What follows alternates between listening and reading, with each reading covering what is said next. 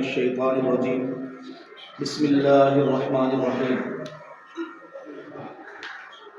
وأوحى ربك إلى النحل أن اتخذي من الجبال بيوتا ومن الشجر ومما يعرشون آمنت بالله صدق الله مولانا العظيم وبلغنا رسوله النبي الأمين الكريم بارگاہ رسالت مآب صلی اللہ علیہ وآلہ وسلم میں بصد ادب و احترام ہدیہ درود و سلام پیش کریں۔ اللہم صلی علی سیدنا و شفیعنا و حبیبنا و نبینا و مولانا محمد مبارک وسلم صلاۃ و سلام علیک یا سیدی یا حبیبی یا رسول اللہ صلی اللہ تعالی علیہ وسلم۔ رجب شریف کے مہینے سے ہم اور آپ سفر کر رہے ہیں، جس رجب کے حوالے سے رسول اکرم صلی اللہ علیہ وآلہ وسلم نے ارشاد فرمایا، دعا کرتے ہوئے رب کریم کی بارگاہ میں کہ اللہم بارک لنا فی رجب و شعبان وبلغنا رمضان۔ اے اللہ رب کریم، ہمارے لیے ماہ رجب میں اور شعبان میں برکتیں نازل فرما، اور ان دونوں ماہ کی برکتوں کے اور سعادتوں کے طفیل ہمیں رمضان کی بہاریں بھی نصیب فرما۔ یہ دعا پیغمبر اعظم صلی اللہ علیہ وآلہ وسلم نے کی، اور یہ دعا ہم تمام کو بھی اپنی زندگی کے اندر جب جب ماہ رجب پائیں تو یہ دعا اللہ رب العزت سے مانگنی چاہیے۔ دعا کرتے ہیں آپ تمام کی موجودگی میں کہ اللہ تعالی ہم سب کے لیے بھی اس ماہ رجب میں اور آنے والے ماہ شعبان میں بے پناہ برکتیں عطا کرے، اور انہی برکتوں کے صدقے ہم تمام کو بھی رمضان کی بہاریں اور سعادتیں نصیب فرمائے۔ حدیث پاک کے اندر چونکہ رجب کو اللہ کا مہینہ کہا گیا، رجب و شہر اللہ، رجب اللہ کا مہینہ، اس حوالے سے اور اسی جملے کے پیش نظر کہ یہ ماہ اللہ کا ماہ ہے، یہ مہینہ اللہ کا مہینہ ہے، قبل کے جمعہ میں جو کہ اس ماہ کا پہلا جمعہ تھا، میں نے اپنے علم کے مطابق جو اپنے اکابر سے پایا ہے، اپنے بزرگوں سے پایا ہے، جو رب کریم نے عطا کیا ہے اپنے فضل سے، اللہ کی ذات پر ہی کچھ گفتگو آپ کے سامنے رکھی تھی، کیونکہ یہ ماہ اللہ کا ہے، مہینہ اللہ کا ہے، تو گفتگو اللہ کی ذات پر ہو تو بہتر ہے۔ اور اس حوالے سے اور بھی زیادہ اہم ہے کہ اس وقت دنیا کے اندر ایک قوم ایسی پائی جا رہی ہے، اور یہ کئی دہائیوں اور صدیوں سے آ رہی ہے، ایسی قومیں اور ایسے لوگ جو منکرین خدا ہیں، اللہ کے وجود کے انکاری ہیں، اللہ کے وجود کا ڈینائی کرتے ہیں، انکار کرتے ہیں، ہم اللہ کو نہیں مانتے، اللہ کے وجود کو نہیں مانتے۔ تو قبل کے جمعہ میں ہم نے قرآن کریم کی ایک آیت بینہ سے، جس میں سوالیہ انداز میں اللہ رب العزت نے تعجب فرمایا کہ کیسے تم اللہ کا انکار کرو گے، تعجب ہے کہ اللہ کے انکار کا کوئی قائل ہو جائے، اس پر تعجب ہوتا ہے، اس میں تو کوئی شک ہونی نہیں چاہیے، کسی طرح کا کوئی ڈاؤٹ نہیں ہونا چاہیے کہ اللہ کا وجود ہے۔ تو سوالیہ انداز میں اللہ رب العزت نے تعجب کرتے ہوئے فرمایا کہ کیسے تم اللہ کا انکار کرو گے، جبکہ تم غور کرو کہ تم مردہ تھے، پھر اللہ نے تمہیں زندگی عطا کی، پھر وہ تمہیں موت کی طرف لے جائے گا، پھر وہ تمہیں زندہ کرے گا، اور پھر کھینچ کر کے اپنی بارگاہ میں تمہیں کھڑا کر دے گا۔ تم سب کو پلٹ کر کے اسی تک چلے جانا ہے۔ وہ پہلا پارہ ہے اور سورہ بقرہ ہے، یعنی اللہ کا یہ انداز کلام کہ تعجب ہوتا ہے ان لوگوں پہ، ایسی قوم پہ جو وجود کا انکار کرتے ہیں۔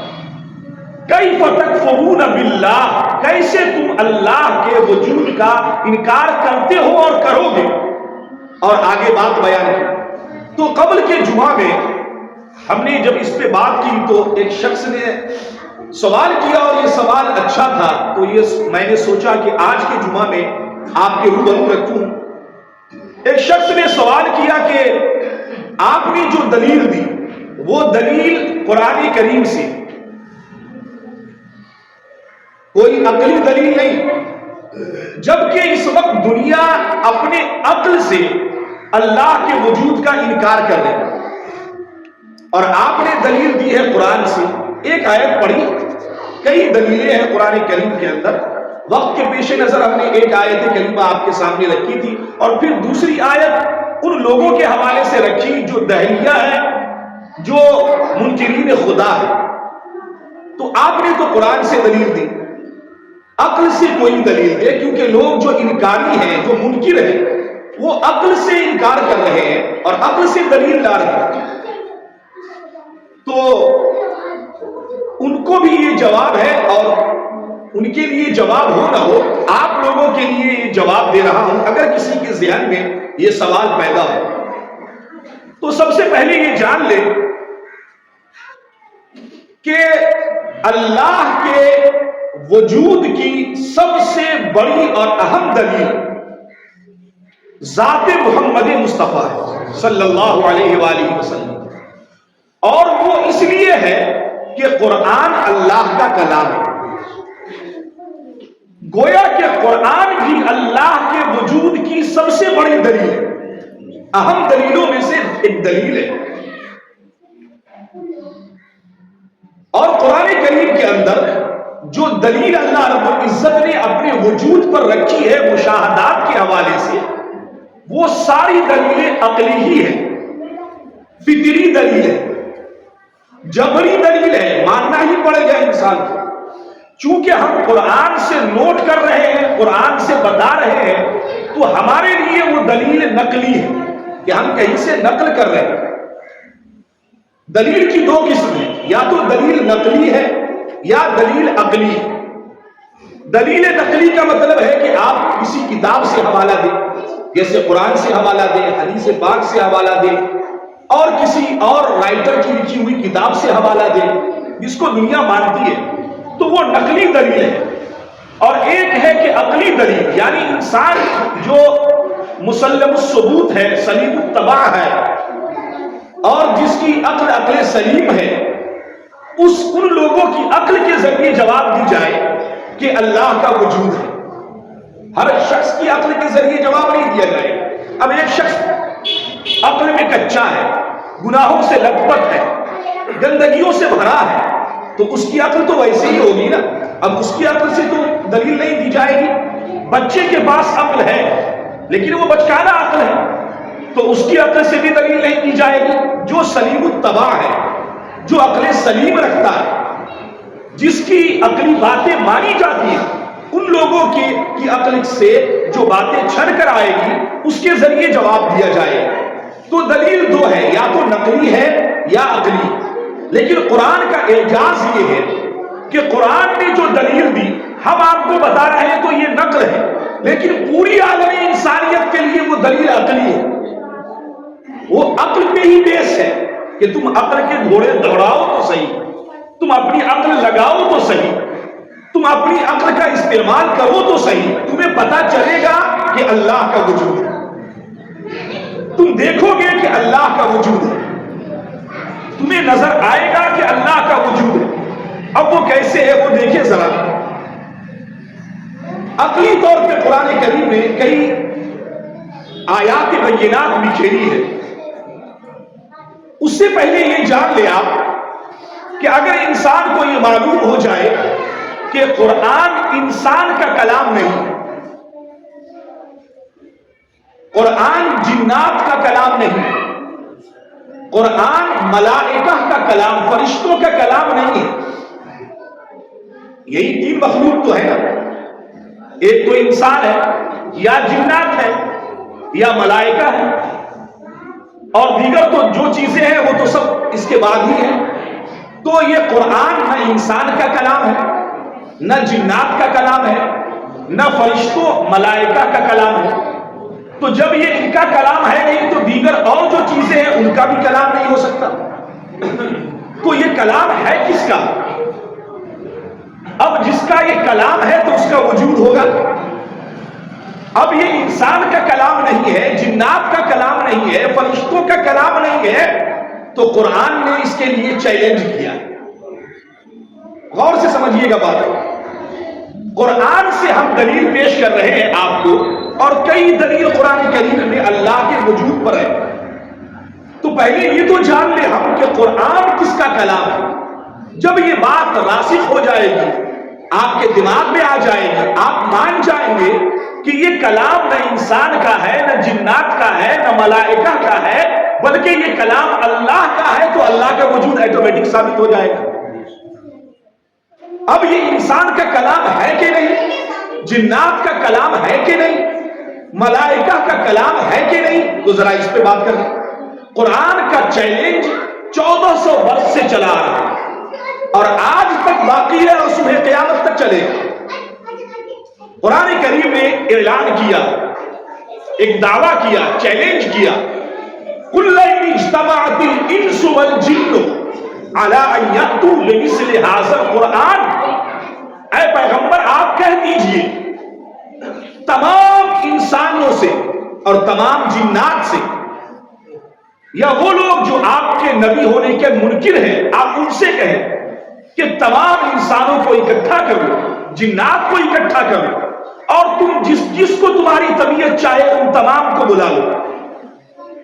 اگر تم یہ کہتے ہو کہ یہ اللہ کا کلام نہیں ہے، بلکہ اے پیغمبر، اے محمد، یہ تمہارا کلام ہے، اگر یہ انسان کا کلام ہے تو تم تمام انسانوں کو اکٹھا کر لو، جنات کو بھی بلا لو، اور تمہاری طبیعت میں جو ہے ان تمام کو اکٹھا کرو، بیٹھک بلاؤ، اور اس قرآن کی طرح دوسرا قرآن لے آؤ.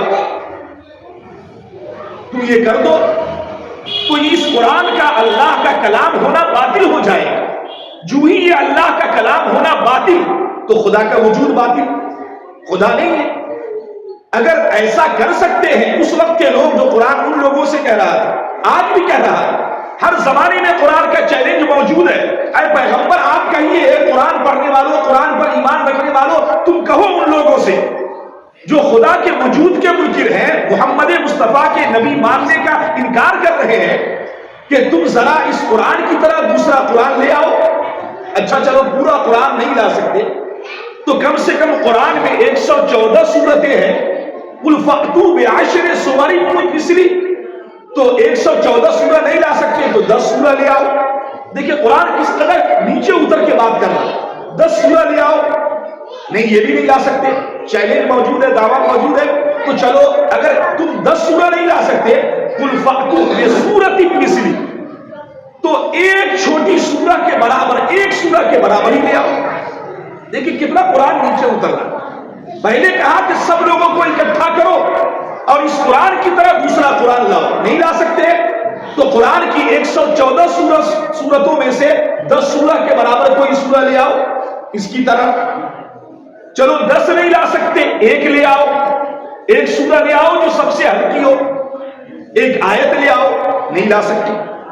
تو جب تم تمام انسان اکٹھا ہو گئے، جنات اکٹھا ہو گئے، اور تمہاری سوچ کے مطابق وَدْعُوا مَنِ اسْتَطَعْتُم مِّن دُونِ اللَّهِ، اور اللہ کے سوا تمہاری طبیعت اور من میں جو ہے سب کو بلا لو، اکٹھا کر لو. اگر تم اس دعویٰ میں سچے ہو کہ یہ اللہ کا کلام نہیں، اگر یہ دعویٰ تمہارا سچا ہے تو تمہاری طبیعت میں جو قابل ہے، پڑھا لکھا ہے، عقل مند ہے، ذی شعور ہے، ان تمام کو اکٹھا کرو اور قرآن کی طرح لاؤ، یا قرآن کی 10 سورہ کی طرح لاؤ، یا قرآن کی 1 سورہ کے برابر لاؤ.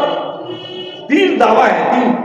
پورا قرآن لے آؤ، یا 10 لے آؤ، یا 1 بھی لے آؤ. اور 1 بھی نہیں لا سکے اب تک اور نہ لا سکتے. تو آپ کا یہ دعویٰ باطل ہو گیا کہ یہ انسان کا کلام. اگر یہ انسان کا کلام ہوتا، اللہ کا کلام نہ ہوتا تو پھر اللہ کا وجود نہیں. جنات کا کلام ہوتا، فرشتوں کا کلام ہوتا، پتہ یہ چلا کہ نہ یہ انسان کا کلام ہے. اگر انسان کا کلام ہوتا تو آج کے دور میں لوگ دوسرا کلام لے آتے، لیکن لا نہیں سکے. اب تک پوری دنیا کو چیلنج ہے، لا نہیں سکے. لانے کے لیے لوگ بیٹھے، ریسرچ کیا، تحقیق کی، بند کمرے میں بیٹھے اور لوگ بنانے لگے قرآن کی طرح اور دوسرا قرآن کی صورتوں کی طرح اور دوسری صورت. کئی سال کھپایا، وقت لگایا، لیکن سب نے کاغذ پھاڑ کے پھینک دی کہ اس قرآن کی طرح دوسرا قرآن نہیں آ سکتا، اس کی صورتوں کی طرح دوسری صورت نہیں آ سکتی، اس کی آیتوں کی طرح دوسری آیت کوئی لا نہیں سکتا. تو پتہ یہ چلا کہ یہ نہ انسان کا کلام ہے، نہ جنات کا کلام ہے، نہ فرشتوں کا کلام ہے، بلکہ یہ کلام ہے تو اللہ کا کلام ہے. اگر نہیں ہے تو تم لا کر دکھاؤ. اور ان تمام لوگوں سے جو منکرین خدا ہیں، جو خدا کے وجود کے انکاری ہیں، ان کے لیے یہ دعویٰ آج بھی موجود ہے. اللہ کے وجود کا انکار اس وقت کرو گے جب اس کی ایک سورہ کے برابر تم سورہ لے آؤ. تم لے آؤ تو پتا چلے گا کہ یہ انسان لے آیا تو یہ انسان کا کلام ہے. کیونکہ انسان دوسری چیز کب بناتا ہے؟ غور سے سنیے. یہ میرا ہاتھ ہے، انسان کے بس میں کچھ چیزیں ایسی ہیں جو انسان لا سکتا ہے، بنا سکتا ہے، اور بہت ساری چیزیں ایسی ہیں جو انسان دوسری نہیں بنا سکتا کروڑ مل کر کے. مثال کے طور پہ یہ میری ایک انگلی ہے، یہ 2 انگلی ہے، یہ پورا ہاتھ ہے، پورا پنجہ ہے. کوئی بھی انسان ایسا ہے دنیا میں میرے اس ہاتھ کی طرح دوسرا ہاتھ بنا سکے؟ کروڑہ انسان بھی مل جائے تو یہ ایک ہاتھ تو درکنار دور کی بات، یہ ایک انگوٹھا نہیں بنا سکتا. کیونکہ اس کے اندر جو نس ہے جس سے تھم دیے جاتے ہیں وہ اللہ رب العزت کی کاریگری ہے، یہ اس کی قدرت کاملہ ہے. تو یہ انسان بنا نہیں سکتا. گویا پتا چلا یہ انسان کا بنایا نہیں ہے. اگر انسان کا بنایا ہوتا تو آج کے دور میں انسان دوسرا ہاتھ اسی طرح بنا لیتا. ہاں، میرے ہاتھ پہ جو یہ کپڑا ہے، یہ جبہ ہے، یہ گمچھا ہے، یہ ٹوپی میرے سر پہ، یہ انسان کا بنا ہے. ایک انسان اگر چاہے تو لاکھوں ٹوپیاں ایسی بنا سکتا ہے، لاکھوں جبے ایسے بنا سکتا ہے، کیونکہ انسان کا بنایا. انسان کی بنائی ہوئی شے دوسرا انسان آسانی سے بنا سکتا ہے، لیکن جو انسان کا بنایا نہیں ہے، کروڑہ انسان بھی مل جائے تو وہ بنا نہیں سکتے. تو یہ اگر انسان کا کلام ہوتا، قرآن کریم اللہ کے علاوہ کسی اور کا کلام ہوتا، کسی اور کی کتاب ہوتی، تو پھر انسان بنا لیتا. اور انسان بنا نہیں پا رہا ہے، پتا چلا کہ یہ انسان کا کلام ہے نہیں، یہ اللہ کا کلام ہے. اور جب اللہ کا کلام ہے تو کلام ہو اور ذات نہ ہو. کلام تو اس کی صفت ہے نا. میری بولی ہو اور ہم نہ ہو، میری آواز ہو اور ہم نہ ہو. ایسا ہو سکتا ہے میری صفت ہو اور ہم نہ ہو. اگر ہم بول رہے ہیں تو میرا وجود ہے، اگر میرا کلام ہو رہا ہے آپ سے تو میرا وجود ہے، اگر میری بات ہو رہی ہے آپ سے تو میرا وجود ہے. اللہ رب العزت نے اپنے کلام کے ذریعے پیغمبر سے بات کی، انسانوں سے بات کی، کلام کیا. یہ کلام بتا رہا ہے کہ اللہ کا وجود ہے. تو اللہ کے وجود پر سب سے بڑی اور اہم دلیل بہت بدیہی ہے، بہت آسان سی ہے. وہ سب سے اہم دلیل ذات محمد مصطفیٰ کے صدقے اللہ کا کلام ہے. یہ قرآن کریم ہے. یہ دعویٰ آج تک موجود ہے. لوگ کیسے انکار کرتے؟ تو قرآن نے اسی لیے کہا نا، تعجب ہے. ایک جگہ قرآن کریم نے کہا افی اللہ شک ڈاؤٹ، کیا اللہ کے ہونے میں بھی کوئی شک ہے؟ یہ تعجب کا جملہ ہے. کیا اللہ کے وجود میں بھی، افی اللہ شک، کیا اللہ کے وجود میں بھی تمہیں کوئی شک ہے؟ کیسے تم شک کرتے ہو، ڈاؤٹ کرتے ہو؟ لوگ آج اس پہ ڈیبیٹ کر رہے ہیں، بحث کر رہے ہیں. اللہ کا وجود بالکل بدیہی ہے، آسان ہے. ہر وہ شخص جو عقل سلیم رکھے گا وہ جانے گا کہ اللہ کا وجود ہے. اس پر ڈیبیٹ نہیں کر. اسی لیے رسول اکرم صلی اللہ علیہ وسلم نے ایک حدیث پاک میں منع فرمایا کہ اے میرے صحابہ اور اے میرے چاہنے والے لوگ، اس کائنات پہ بحث کریں. آسمان کو کس نے پیدا کیا، زمین کو کس نے پیدا کیا، پہاڑ کو کس نے پیدا کیا، یہ سمندر کس نے بنائے، یہ سوال ہوں گے. سب کا جواب آئے گا یہ اللہ نے بنایا، یہ اللہ نے بنایا، یہ اللہ نے بنایا، لوگ بولیں گے تو سوال پھر کریں گے لوگ، تو بتاؤ پھر اللہ کو کس نے بنایا؟ تو آقا نے فرمایا اگر تم اس پوائنٹ پہ پہنچنا تو تم اللہ کی پناہ مانو، آگے بحث نہیں کرنے، لوگ سوال کریں گے۔ حدیث میں موجود آقا نے فرمایا فاستعذ باللہ، اگر ذہن میں اور تمہارے دل و دماغ میں یہ سوال آنے لگے یا کوئی سامنے والا سوال کر بیٹھے کہ جب یہ ساری چیزیں خدا نے پیدا کی بنائی تو بتاؤ اللہ کو کس نے پیدا کیا اور اللہ کو کس نے بنایا، یہ سوال جو ہی ذہن میں آئے تم اللہ کی پناہ چاہو، اللہ کی پناہ مانگنا، کیونکہ یہ سوال وہ ہے کہ شیطان تمہیں گمراہی کی راہ پر ڈال دے، تمہیں غلط راستے پر ڈال دے۔ یہ ساری چیزیں دلیل ہے اس بات کی کہ اللہ کا وجود ہے۔ اب دیکھیں قرآن کریم کی ایک آیت میں، آپ اتنا تو سمجھے نا میری بات، کہ اللہ کے وجود کی سب سے بڑی دلیل قرآن کریم ہے جو اللہ رب العزت نے پیغمبر کے واسطے سے ہمیں عطا کیا۔ دلیل کیا ہے کہ یہ انسان جنات اور فرشتوں کا کلام نہیں ہے، اگر ہوتا تو اس کا دعویٰ موجود ہے کہ اس کی طرح لے آؤ، لے آئے تو یہ انسان کا کلام ہے۔ جب یہ انسان کا کلام ہے تو اللہ کا کلام نہیں ہے، اللہ کا کلام نہیں ہے تو اللہ کا وجود نہیں۔ لیکن جب اللہ کا کلام ہونا ثابت تو اللہ کا وجود بھی ثابت۔ ایک بات، دوسری بات، قرآن کریم نے ایک جگہ عقلی دلیل دی ہے۔ میں نے کہا نا قرآن میں عقلی دلیل بھری ہوئی اور عقل والوں کے لیے۔ دیکھیں ایک جگہ قرآن بیان کرتا ہے سورہ نحل کے اندر، شہد کی مکھیاں ہوتی ہیں آپ نے دیکھے ہوں گے، تو اللہ رب العزت اپنے وجود پہ ایک دلیل دے رہا ہے۔ کیا دلیل ہے؟ فرمایا وَأَوْحَى رَبُّكَ إِلَى النَّحْلِ أَنِ اتَّخِذِي مِنَ الْجِبَالِ بُيُوتًا، اے لوگوں تم ذرا دیکھو، غور کرو کہ تیرے رب نے، تیرے پروردگار نے شہد کی مکھی کی طرف وحی کی، وحی کلام کیا، ایک پیغام بھیجا، شہد کی مکھی کے دل و دماغ پہ ایک وحی اتاری۔ کیا اتارا اللہ رب العزت نے؟ کون سی وحی بھیجی؟ أَنِ اتَّخِذِي مِنَ الْجِبَالِ بُيُوتًا، کہ تم اپنا گھر پہاڑوں میں بناؤ۔ یہ اللہ کہہ رہا ہے، کس سے کہہ رہا ہے؟ شہد کی مکھی سے۔ تم اپنا گھر پہاڑوں میں بناؤ، وَمِنَ الشَّجَرِ، اور درختوں میں بناؤ، وَمِمَّا يَعْرِشُونَ، اور اونچی اونچی جگہ پہ اپنا گھر بناؤ۔ آپ دیکھیں گے شہد کی مکھیاں جو گھر بناتی ہیں وہ اونچی جگہ، پہاڑوں میں اپنا گھر بناؤ، درختوں میں اپنا گھر بناؤ، اور اونچی اونچی جگہوں پہ تم اپنا گھر بناؤ اے شہد کی مکھی۔ یہ اللہ کا حکم آیا، اللہ کی طرف سے وحی آئی، کس کو؟ شہد کی مکھی۔ اس نے بنانا شروع کیا، پھر جب بنا لیا تو کیا کہا اللہ تعالیٰ نے؟ ثُمَّ كُلِي مِن كُلِّ الثَّمَرَاتِ، پھر تیرے رب نے اس سے کہا کہ چل اپنے گھر سے نکل، جب گھر بنا لیا تو نکل وہاں سے، اور جتنے قسم کے اقسام کے ہم نے پھل پیدا کیے، پھول پیدا کیے، تو جا کر کے اس کا رس نکال، اس کا عرق نکال، چاہے وہ تیتا ہو، کڑوا ہو، میٹھا ہو، پھیکا ہو، زہر سے بھرا ہوا ہو یا نفع بخش ہو، پھل کوئی بھی ہو، ہر ایک کے پاس جا، تیتا بھی ہے، کڑوا بھی ہے، پھیکا بھی ہے، میٹھا بھی ہے، کھٹا بھی ہے، ہر پودے کے پاس جا، اس کی پتیوں سے، پھول سے تم رس نکالو، پھر کیا کرو؟ فصلوں کی سبل ربک ذللا، پھر اپنے رب کی راہ پر بڑی عاجزی کے ساتھ چل پڑو، بالکل جھک کر کے۔ دیکھیے شہد کی مکھی کا سے کلام کرنے کا اللہ کا انداز کیا۔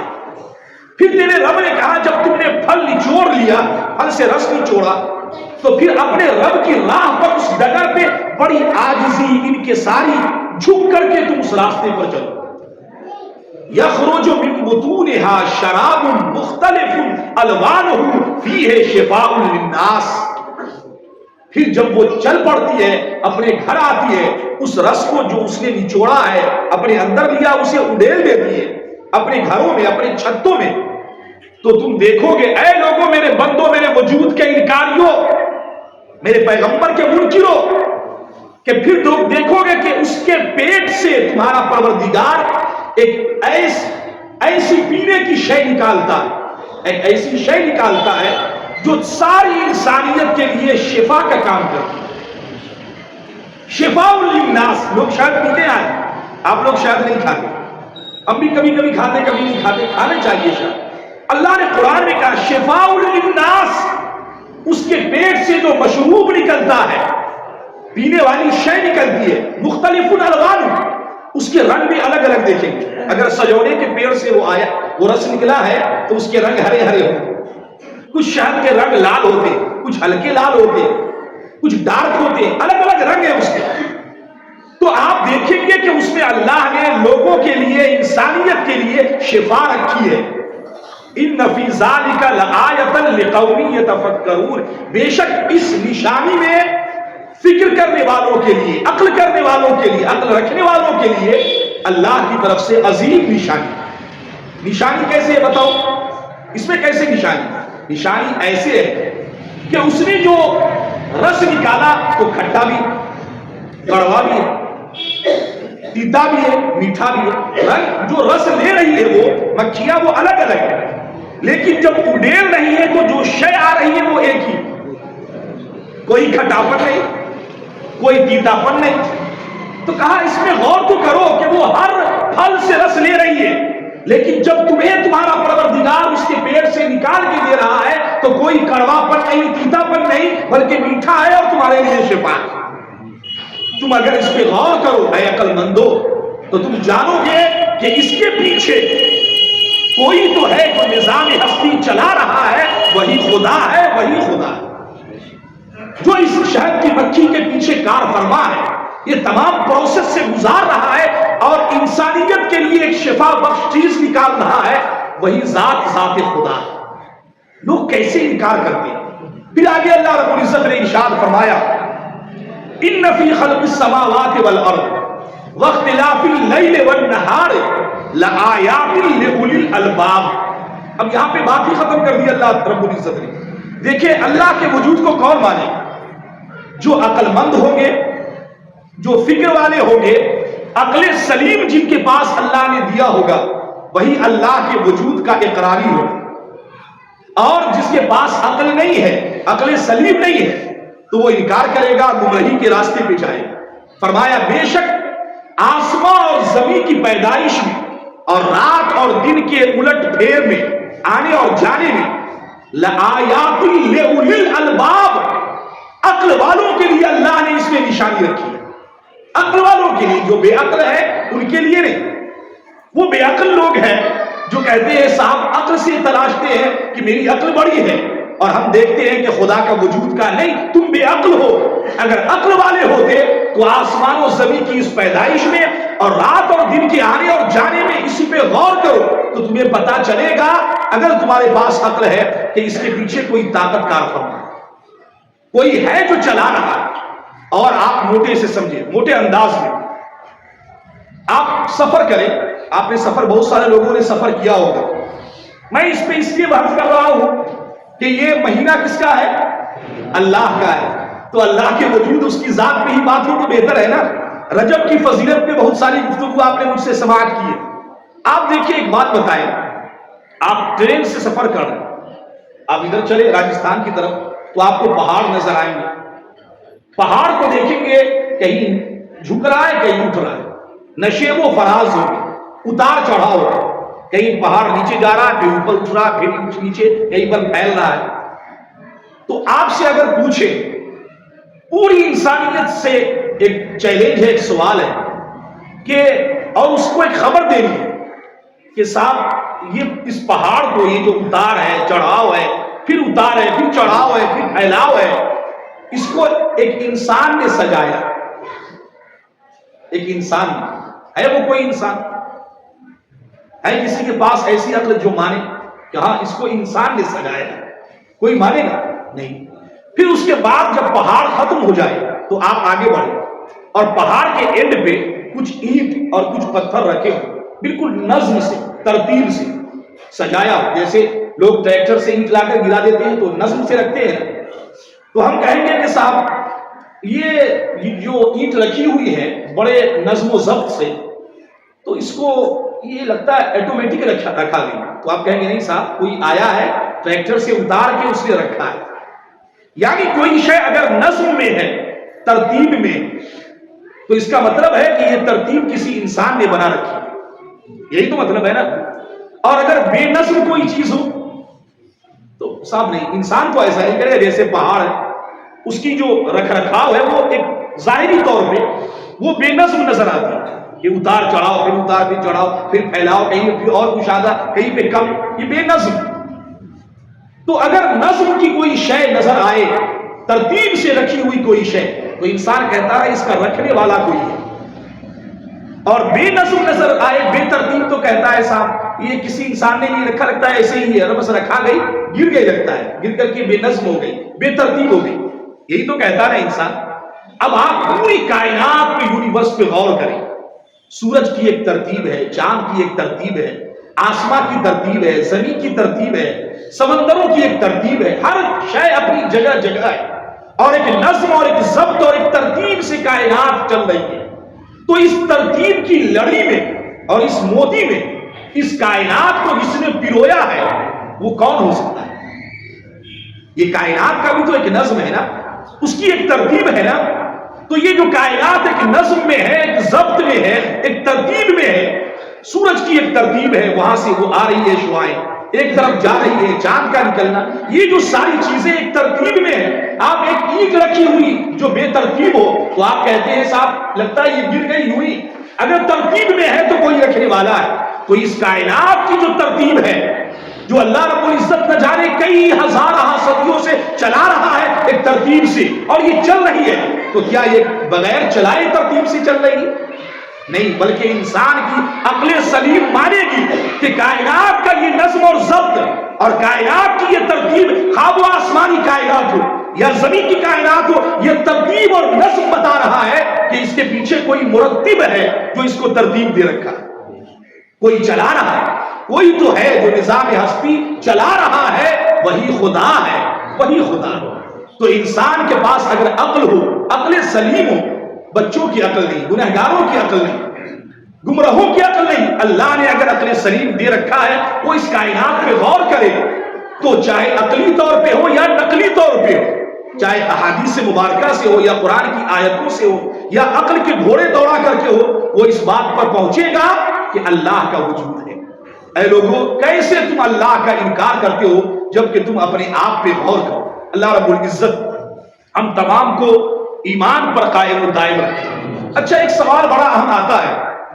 کچھ لوگ، اگر یہ سوال تو بہت عام ہے لیکن آپ کو بتا دیتا ہوں بس 1 منٹ کے اندر. یہ بات آپ اچھی طرح جانیں کہ جو بناتا ہے، جو بناتا ہے، اس بنائی ہوئی شے میں وہ نظر نہیں آتا، وہ رہتا نہیں، اس کی دلیلیں رہتی ہیں، اس کے شواہد رہتے ہیں، وہ نظر نہیں آتا. ایک انسان نے گھڑی بنائی تو انسان گھڑی میں دکھے گا نہیں، اس کی کاریگری دکھے گی. انسان نے ٹوپی بنائی تو اس ٹوپی میں انسان دکھے گا نہیں. ایک معمار نے، مستری نے یہ مسجد بنائی تو اس مسجد کی دیوار میں وہ دکھے گا نہیں، وہ باہر ہوتا ہے، اس کی کاریگری اس میں دکھتی ہے کہ اس نے جو بنایا. تو جو بناتا ہے اس بنی ہوئی اور بنائی ہوئی شے میں وہ رہتا نہیں، وہ اس سے باہر ہوتا ہے. آپ سمجھ رہے بات کو؟ ہر وہ کوئی شے اٹھا لے، کمپیوٹر انسان نے بنایا تو کیا اس کمپیوٹر کے اندر وہ بنانے والا انسان ہے؟ نہیں، اس کی کاریگری ہے. جوتے انسان نے بنائے تو کیا اس جوتے میں انسان ہے؟ نہیں، اس کی کاریگری ہے، اس کی دلیل ہے کہ کوئی بنانے والا ہے. تو جب آپ یہ سمجھ گئے تو یہ پوری کائنات، یہ ٹائم، یہ اسپیس، یہ آسمان، یہ زمین، یہ ستارے، یہ سب کچھ یہ اللہ رب العزت نے بنائے ہیں. تو جب اس نے بنائے تو وہ اس میں نہیں ہوگا، وہ اس سے باہر ہوگا. ہاں، اس کی کاریگری، اس کی قدرت، اس کی نقاشی وہ اس کائنات میں نظر آئے. آپ سمجھ رہے ہیں نا؟ تو اس بات کو آپ یاد رکھیں. لوگ بڑی آسانی سے کہتے ہیں تو پھر ایسا ہے کہ خدا دکھتا کیوں نہیں؟ ارے جو اس نے بنا رکھا ہے نا، تو جب بنا رکھا ہے تو وہ اس میں کیسے دکھے گا؟ وہ اس میں نظر ہی نہیں آئے گا، سوال ہی پیدا نہیں ہوتا ہے. تو ان تمام تر بیہودہ سوالوں سے اور جو بالکل بیوقوفانہ اور احمقانہ سوال ہے، ان سوالوں سے ہم بھائیوں کو دور رہنا چاہیے. اور جو اہل علم ہو، جس پر آپ کا اعتماد ہو، ان لوگوں سے آپ سوال کریں.